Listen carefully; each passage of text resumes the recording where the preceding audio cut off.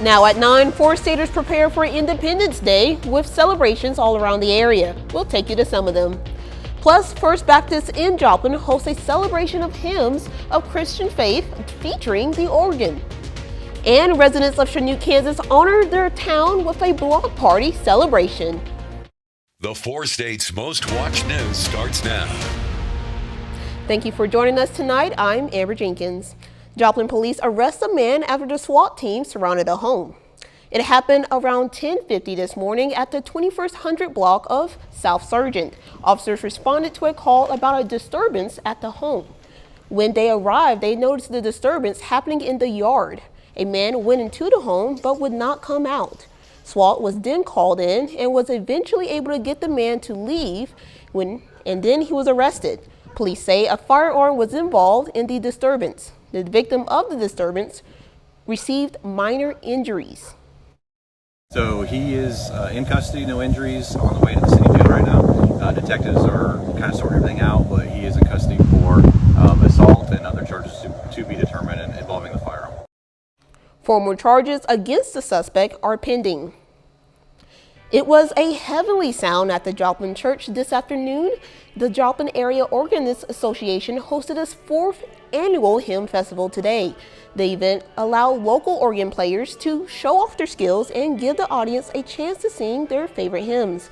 The audience also learned more about the instrument and the many sounds it produced. Chanute held a block party today to start off the 4th of July weekend. The party was filled with vendors and entertainment for all ages. People also lined the street to take a big photo of all of those who attended, requiring the use of a fire truck to make sure everybody was in the shot. Fort Scott is putting on its 4th of July celebration starting this weekend. All events are open to the public, which include guided tours, artillery shooting, and special events happening on the 4th. For me, it's about sharing the stories of our nation's heritage, helping people to connect to that heritage, and helping people to appreciate that heritage and to appreciate the freedoms that we've gained and not make mistakes in the past so we won't lose those freedoms. If you would like to attend the events at Fort Scott, their hours are 8:30 to 4:30 and all the events are free. The Galena Boat and Ski Club put together their own 4th of July celebration right with games, family, friends, and of course, the fireworks. A celebration that the club members say this brings out the best in the community. It's all family. Right. It's all family oriented. Yeah. Everything. We do everything for kids and our families. The Boat and Ski Club will have more events throughout this year. If you're interested, you can follow them on their Facebook. With the 4th of July around the corner, lots of celebrations are set to kick off in the next few days. But yesterday, an Oklahoma City-based company will use virtual reality to offer a one-of-a-kind Independence Day celebration. Zach Rochelle reports. It's completely different being immersed. Let's say you want to celebrate the 4th of July, but big crowds, loud noises, and long lines aren't your thing. Well, now you can still partake in all of the fun without ever leaving your home, thanks to virtual reality. But they created them for purposes like socializing, or maybe to host events, or even product advertisement or training. William Kerber is the founder and CEO of Human Mode, an OKC-based technology company on the forefront of virtual reality. They have created a social media metaverse platform called Massive Loop, where you can join them in their celebration. And you'll see this world called the Freedom Fest world, which is kind of our tribute to the 4th of July.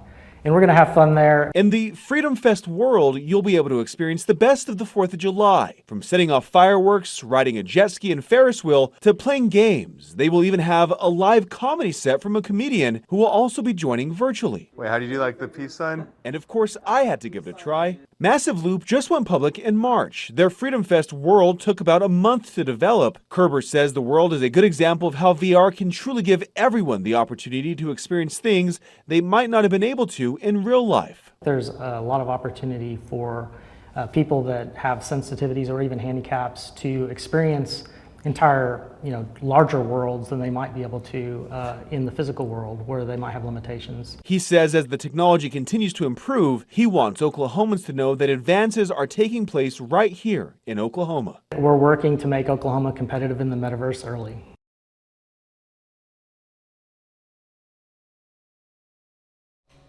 Coming up, we'll hear from some health experts about the importance of not leaving your children and pets in the cars during the summer.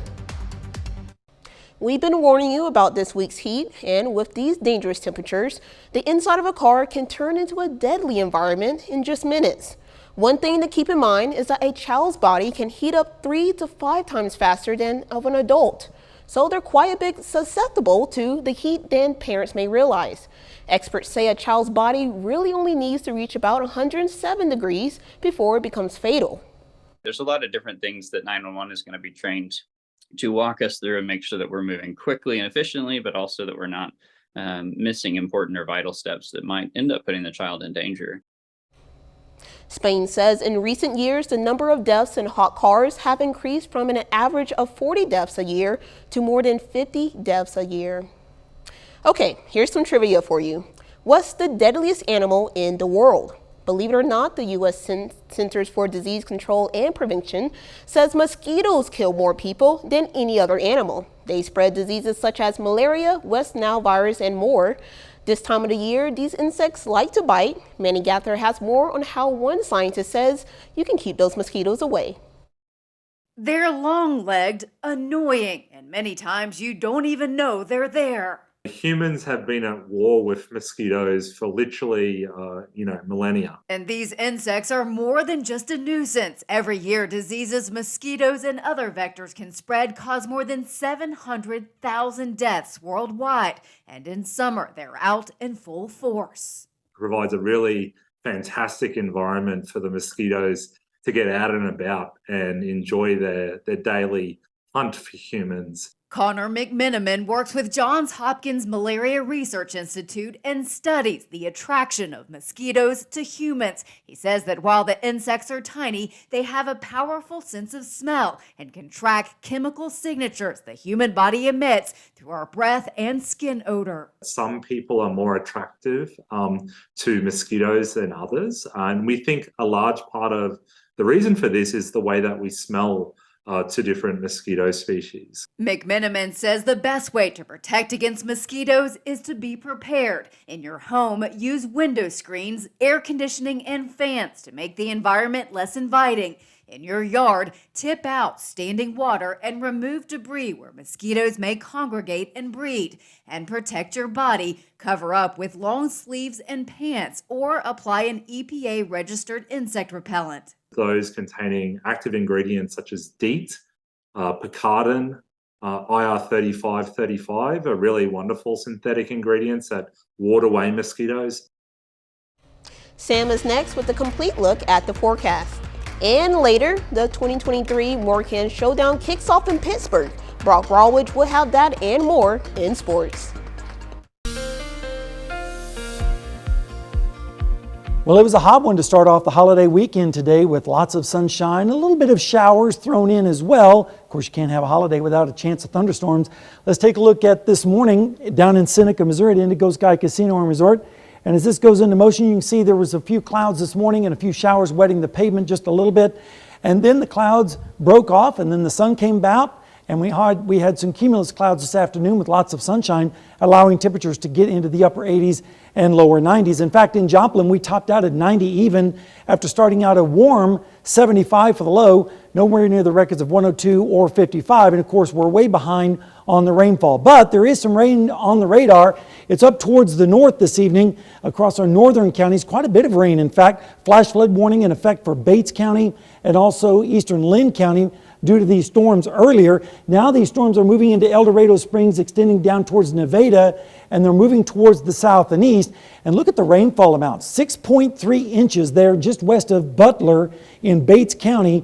So desperately needed some rainfall, but not all at once. That would be not too good of a thing. Temperatures right now are in the 70s up toward the north where there is some rain-cooled air. Meanwhile, it's still in the mid-80s elsewhere. You can see the winds are also turning around to the north up to the north, and that's behind a little bit of an outflow boundary that will push down through our area overnight. Temperatures right now are feeling like in the mid to upper 80s in Webb City with 87, 81 in Mount Vernon, but it's nice and cool up towards the north. Rain chances for the next 36 hours is going to be on the low side, especially as we go into tomorrow, but there is more rain in the forecast, and we'll get to that in a second. But rainfall amounts are expected to be, by the time we go into Wednesday, generous in some locations, around an inch in Lamar, 80 hundredths in Pittsburgh, and other places not so much. So it's going to be hit and miss across the area. Now tonight, most of the shower and thunderstorm activity is going to stay to the north with lows in the 70s and 60s.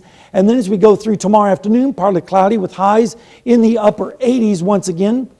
A few places might hit 90 like Fredonia, and 89 down in Afton. Then as we go through Sunday morning, we're going to see partly cloudy skies with lows in the 60s with light and variable winds. Then as we go into Sunday afternoon, again, we're going to see partly cloudy skies with best chance of showers in the western sections on Monday afternoon with highs in the lower 90s.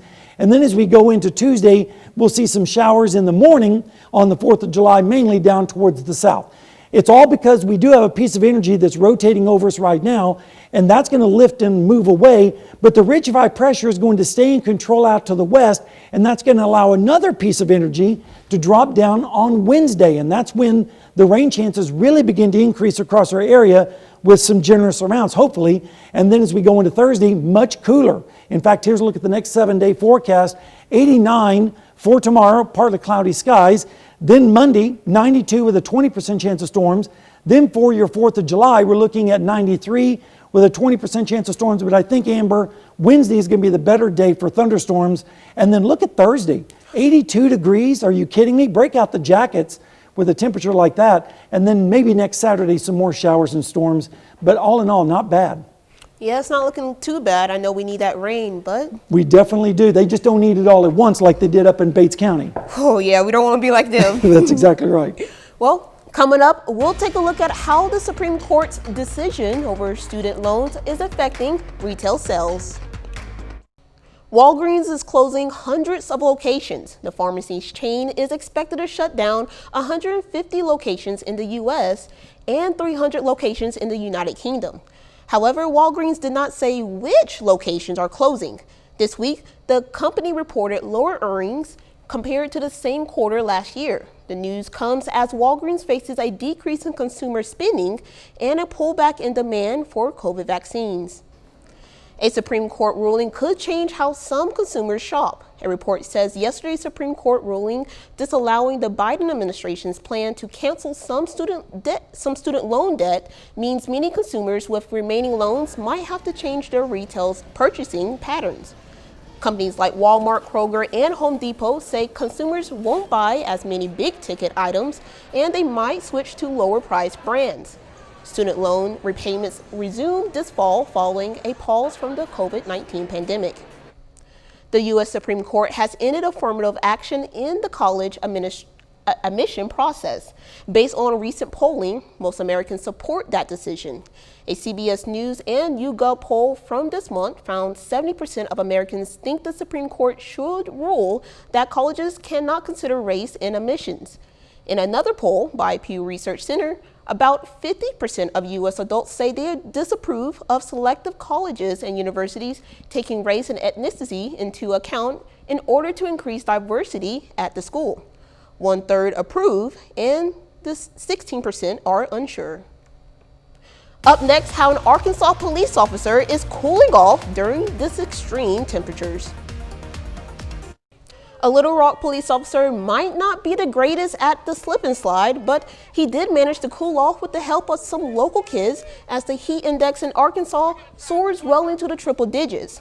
Officer Tommy Norman posted a video on his Twitter showing the kids spraying him with water as he tried to slip and slide without much slipping or sliding. 30 more minutes of news, weather, and sports coming your way.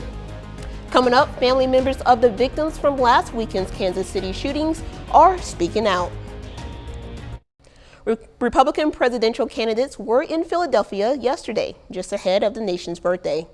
They are presenting their plans for protecting education, among other topics. Fox News correspondent Brian Linnes has more from Philadelphia. You have taught the radical left Marxists and communists a lesson they will never forget. Don't mess with America's moms. Tonight, presidential candidates, frontrunner former President Donald Trump, Florida Governor Ron DeSantis, and former United Nations Ambassador Nikki Haley, all promising concerned moms they will improve education by giving parents more rights in schools while scrapping so-called woke ideology from the curriculum. They want their kids focused on math and reading and key subjects. They don't want an agenda imposed, particularly things that are inappropriate for school children like gender ideology. You've got biological boys playing in girls' sports. This is one of the biggest women's issues of our time. The event is hosted by Moms for Liberty. It's one of the most influential voices in the fight for more parental involvement in schools, attempting to limit teaching in books that push topics like transgender identity, race, and sex they deem inappropriate for children. Critics call the organization anti-LGBTQ. Protesters in Philadelphia reportedly vandalized the American Revolution Museum, which hosted the Moms for Liberty welcome event, as the Southern Poverty Law Center labeled the group an anti-government extremist organization. We are considered a hate group because we care about our children, because I don't want my 7-year-old reading pornographic material. If that makes me a hate group, then bring it on.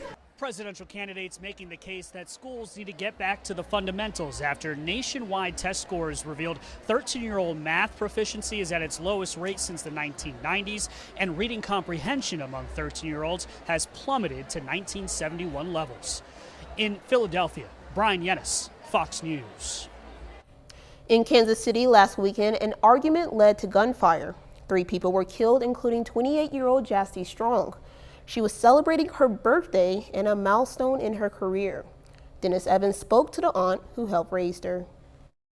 The flowers and balloons that you see here at 57th and Prospect are a memorial to the victims who lost their lives here early Sunday morning. One of those victims was a young lady who family and friends simply refer to as Jazz. She was literally a bright light in our family, and she was someone that we knew when she was in the room. On Saturday night, Jazz was out with friends. She had recently finished her certification to become a CNA, and she had another reason to celebrate. It was actually her birthday. Jassity had just turned 28. She spoke with her mother at midnight, and hours later, the young woman with the smile, her laugh was infectious, was gone, shot twice in the back while running away from the gunfire. She did not deserve to be killed in that manner.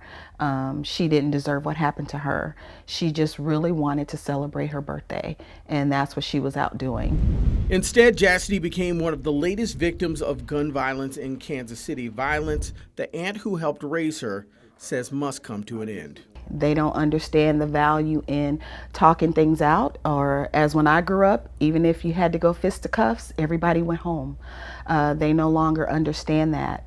The gun laws are way too loose.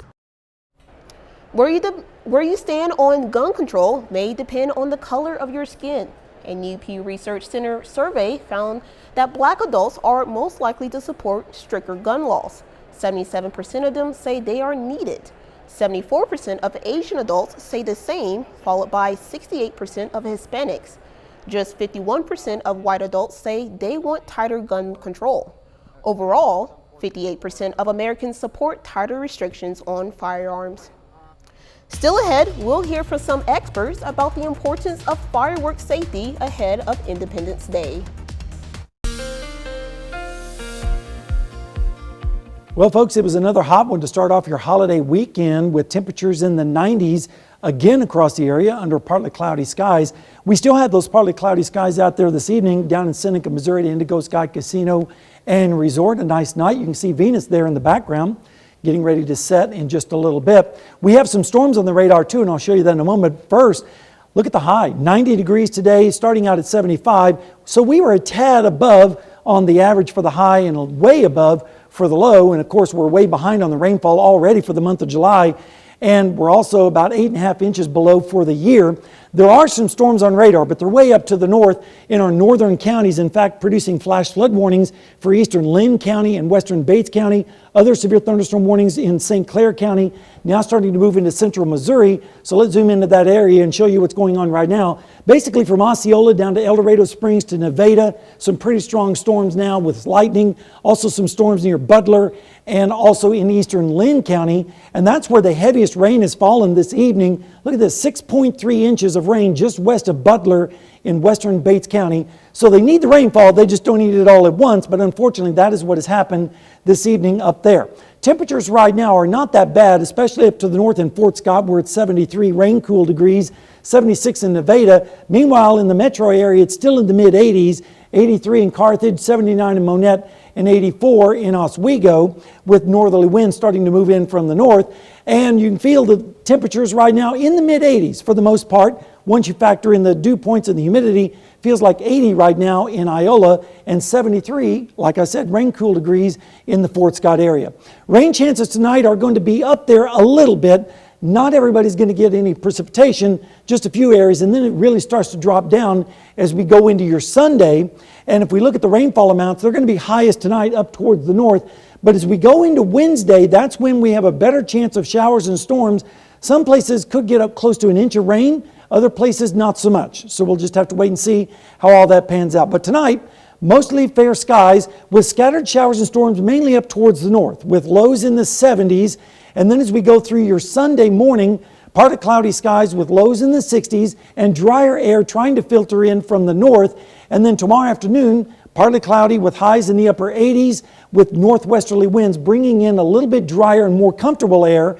And then as we go into Monday morning, light and variable winds with lows in the 60s. And then Monday afternoon, best chance of storms on Monday is going to be out towards the west with highs once again in the low to mid 90s. And then as we head into Tuesday morning, scattered showers for the first part of the 4th of July, mainly down to the south with lows in the 70s. And then as we head into the afternoon on Tuesday, it's looking pretty good at this point. We do have one storm system over us now. That's going to move away, but then we have another piece of energy that's going to dive down on Wednesday, and that's when the rain chances are really going to dramatically increase and bring a significant cold front for this time of year down into our area, making Thursday feel just absolutely perfect. In fact, here's a look at it. Tomorrow, 89, partly cloudy, 20% chance of storms Monday, 20% on the 4th, and a better chance of storms on Wednesday with a high of 94. I think a good coverage of storms then. But look at Thursday. After that cold front moves through, we drop down into the lower 80s for highs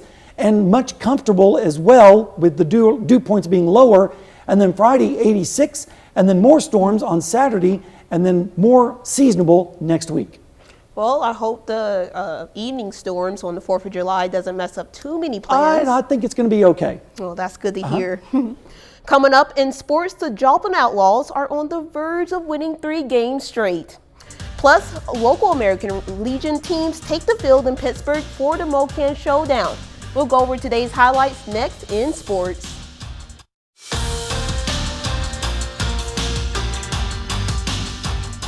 American Legion Baseball is hosting the 2023 MoKan Showdown this weekend in Pittsburgh. Half of the teams participating in the showcase will show high school talent all over the southeast Kansas area. There are no interstate matchups in this tournament, so with that being said, it's Kansas teams versus Missouri teams, so may the best state win. Starting off in the early matchup this morning at 9 a.m., Chanute taking on Oak Grove. We pick things up in the second. Parker Manley on the mound for Chanute. Gets the called strike 3 there. Then in the 4th, big sweeping slider for the swing and the miss. Then once again in the 5th, strike 3. Manley pitches 5 1/3 innings, only giving up 3 runs on the day.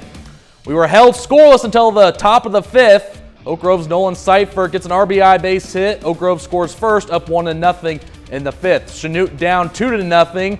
Runners in scoring position. Wild pitch by Oak Grove. Elijah Chrisley comes in the score. Chanute gets on the board down 2-1. Chanute fans get excited, and so are the Wild Animals. Top of the 6th now. Same score. Oak Grove starting pitcher Logan Hernandez helping his own cause there. The RBI single. Oak Grove goes on to win, rolling past Chanute 7-1. So in the afternoon set, It's the Iola Indians of the American Legion Post 15 against the Sedalia out of American Legion Post 642. We start things at the top of the 5th inning. Iola down 2-1. Check out this great defensive play by right fielder Rogan Weir, who gets the runner out at home in time. So Iola gets out of the inning. Top of the 6th now, same score. Trey Summer, take a good look. You won't see it for long. Goodbye home run, solo home run, ties the game up 2-2. Bottom of the 6th now. Big defensive play here by pitcher Trevor Church. He's unable to apply the tag and gets out at the home plate. So the top of the 7th now, same score. Brandon McCarran drives this deep into center field. The outfielder slips and Iola scores 2 runs off the RBI double. Iola goes up 4-2 now. However, Iola is unable to hold on this game as Sedalia walks it off in the 7th inning. Heartbreaker. Sedalia comes back all the way back down 5-2. They beat Iola 6-5 in the final game of the series. Well, the Joplin Outlaws have had their ups and downs this season, but as of recently, the Outlaws have scored 26 combined runs in their last 2 games. They look to keep their hot streak going tonight. Outlaws versus Bombers tonight in Joe Becker Stadium. Outlaws looking to win their 3rd straight game. We start in the top of the 1st inning. Zach Rinhard will float this ball into center field. He'll come down for a base hit. RBI single for Sedalia. They go up 1-0 for the Bombers. So now it's Joplin's turn. Bottom of the 2nd, same score. Corey Saracusa launches this ball deep to right field. Look out for the hill there, that's in play. That ball bounces over the fence for a ground rule double. 2 runs will come in the score. Joplin takes the lead 2-1. Next batter at the plate, Caden Myers. He'll come up and hit this ball off of the end of the bat. Goes into opposite field. Corey Saracusa, get on your horse. Diving at home plate, he is safe. RBI single for Myers. Outlaws lead at 3-1. Later in the inning, same score. Cole Hill with a laser beam down the left field line. His parents were loving it tonight. Myers scores easily. RBI single puts the Outlaws up 4-1. Joplin is really starting to roll now. Outlaws have won their 3rd straight game. They beat Sedalia tonight 11-1. Well, today is the first day that the Big 12 Conference welcomes their new members to the Big 12 that consist of at least 14 teams coming into this year until Oklahoma and Texas depart for the SEC in July of 2024. So here they are, the new members of the Big 12 Conference, the Cincinnati Bearcats, the Houston Cougars, the Central Florida Knights, and the BYU Cougars. These teams are joining the conference as of today, effective July 1st, 2023. Big 12 now becomes the 4th Power 5 conference to have at least 14 or more members. Well, the St. Louis Cardinals and the Kansas City Royals are still in last place in their respective divisions. Despite that, some big names are visiting Kauffman Stadium and Busch Stadium this weekend. The Bronx Bombers are in St. Louis today, taking on the Cardinals in the doubleheader. Starting with Game 1, this game had a long weather delay, but it was all Redbirds from start to finish. Cardinals throttle the Yankees, winning it 11-4. Paul Goldschmidt had a 3-run homer in this game and 4 RBIs. Brennan Donovan also homered in this game. St. Louis is now playing the 2nd game of the doubleheader at the moment. The Cards are down 3-2. Royals at home tonight, hosting the Los Angeles Dodgers. The Royals are off to a hot start in this one. So far, Kansas City leads 5-3 in the 6th inning. Drew Waters is 1 for 2 with a pair of RBIs. It was great to be out there at the American Legion Field. We'll be covering Pittsburgh tomorrow, and lots of local talent, and great to see those guys succeed. I know it's going to be a good game. Absolutely. So we'll be right back. Red, white, blue, and smoke. Experts worry about sparking more fires this 4th of July weekend. Fox News correspondent C.B. Cotton has the story coming out of New York. July 4th is the single day of the year with the most number of human-started wildfires. There were 7,000 events that started over a roughly 2-decade period. Fireworks are a staple of 4th of July, but for many Americans, the holiday weekend is looking hazy.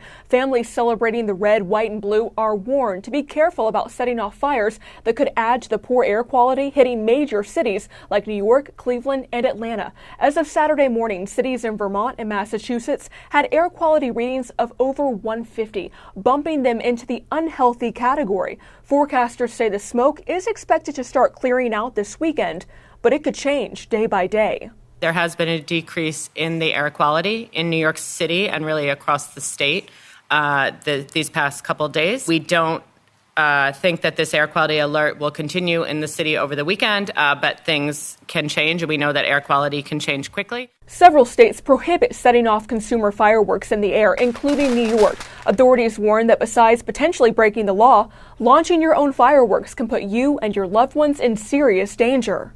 Every year we see incredibly serious injuries to civilians, particularly children suffering terrible injuries, sometimes permanent life-altering injuries from burns to even missing fingers. The Consumer Product Safety Commission reported that last year, over 10,000 people were treated in the ER for firework-related injuries, and 11 people died. From New York, CB Cotton, Fox News. Up next, how a young boy from North Dakota was able to start his own business and hopes to inspire others to do so as well. A young entrepreneur in Fargo, North Dakota is hoping he will inspire other kids to do what he's done. Find passion in hard work. Alex Larson has his story. And then after we're done with along here, we're gonna move down there. 12-year-old Alex sees a lot of green, and not just in the lawns he cares for. Most definitely, I call myself a businessman. Alex started Alex's Mowing Company. And I decided that I just wanted to do it, and I did it. And the grass is always greener when you can work with your best friends, who double as employees. Just said, do you want to join my mowing company? I said, yeah, sure. Garion knows money doesn't grow on trees or in the weeds they pick. Yes, I'll get that later. But he has an idea of what he wants to spend his hard-earned cash on. I don't remember the type of car anymore. It's a type of Mustang, you could say that. Thank you. The busy schedule has not gotten in the way of their friendship. Has he been a tough boss? No. I'd say I've been a pretty good boss. The challenging part, finding customers to do this for.